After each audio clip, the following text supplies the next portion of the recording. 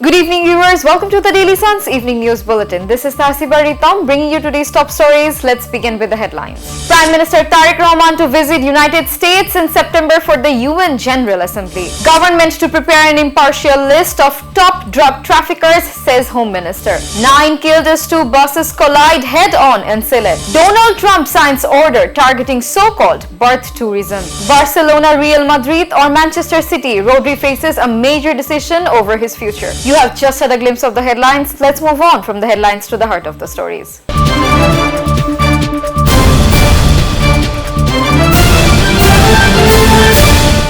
Prime Minister Tariq Rahman is set to visit the United States in September to attend the United Nations General Assembly. The visit is expected to provide an opportunity for Bangladesh to strengthen diplomatic engagement with global leaders. The Prime Minister is also expected to highlight Bangladesh's priorities on development, climate change, investment and international cooperation during the visit.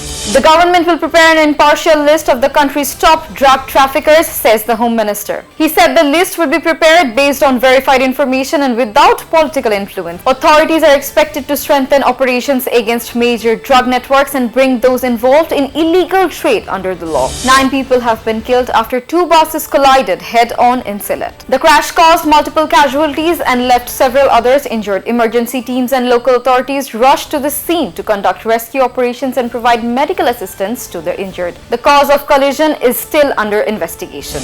US President Donald Trump has signed an order targeting so-called birth tourism. The move seeks to restrict automatic citizenship rights for some children born in the United States to parents who are not citizens or permanent residents. The policy has triggered legal and political debate over birthright citizenship in the country. Manchester City's Rodri faces major decision over his future, with Barcelona and Real Madrid reportedly among the clubs interested. The Ballon d'Or winner midfielder remains one of the most sought-after players in the world football.